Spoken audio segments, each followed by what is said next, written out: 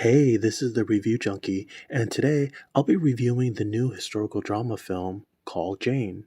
As always, my review will be illustrated and the artwork is done by myself. This movie stars Elizabeth Banks, Sigourney Weaver, Chris Messina, Kate Mara, Wumi Kozaku, and Corey Michael Smith. It is directed by Phyllis Nagy. This is a non spoiler review, so everything I discuss will have been shown in the trailer, absolutely no spoilers. I'll tell you briefly about the plot, the characters, my pros and cons, final thoughts, and if this is worth checking out at your local movie theater. This is inspired by true events and takes place in Chicago in 1968. Elizabeth Banks plays Joy, a middle class, stay at home wife and mom. She's married to Chris Messina, who works at a law firm, and I would say she is financially comfortable. She has nothing to worry about when it comes to money. So she's pregnant here with her second child and finds out it's a troubled pregnancy. As seen in the trailer, her doctor explains there is no alternatives but to get an abortion. And during the 1960s, abortions were not legal, so she goes through this rigorous process, which was rather uncomfortable and embarrassing in order to move forward. Feeling like she has no options, she unexpectedly sees a plastered sign on a mailbox that says Call Jane. And that is what sets the film in motion when she meets a collective of women fighting the good fight, whom are all known as the Janes. Now, when I saw this trailer, it definitely piqued my interest, but I was really on the fence about whether I'd check it out or not. It is award season, so somber films with very serious tones are a dime a dozen. They aren't my favorite genre of films, but I do watch them. And to me, Elizabeth Banks has really been on my radar for the last few years. She just keeps surprising me with her roles one after another. I know she is primarily known for comedy, but she's actually a very talented actress and versatile in the fact that she can do comedy and drama. So I'm going to get right to the point and let you know I really enjoyed this film. Now, my first pro is I found the performances to be excellent. As I mentioned, Elizabeth Banks really has the ability to do it all.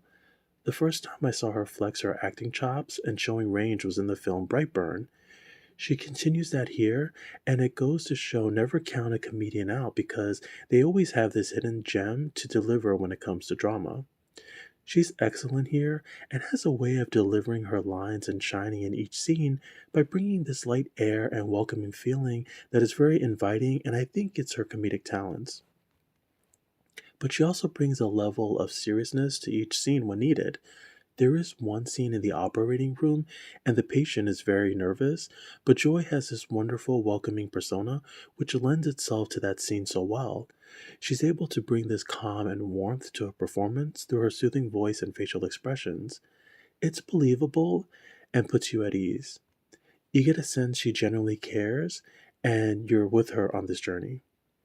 The same goes for Sigourney Weaver. She's one of my favorite actresses and can do no wrong. I thought she did a good job as well, being able to balance the serious subject matter, yet being lighthearted when needed. She has this great strip poker scene with one of the characters, and it was excellent. I thought the cheeky back and forth banter between the two was very entertaining. Now, Corey Michael Smith plays the doctor doing all the abortions.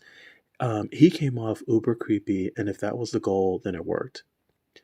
They gave him this sort of boy next door haircut, but with his face and unique features, it just came off creepy and it was effective. There is this tense scene where they're performing the operation, and it's the way the director just lets the scene play out. And even though nothing graphic is shown, but the fact it just slowly moves along added to the uneasiness of it all. I definitely felt the anxiety and tension from the slow pace and the sounds you hear. It was a nail biter. And if he did an operation on me, I would respectfully decline. Okay? Okay. Also, when I was sitting in the theater, I kept asking myself, where have I seen it before? Then it finally popped in my head and dawned on me that he plays the Riddler on the TV show Gotham. He has a relatively decent small size part in this film, and he's only in a handful of scenes. So, my next pro is the relationship building in this film, which I rather enjoyed. The film does a great job of demonstrating the bond between women and how they all came together with their passion to keep this underground operation going in order to help people.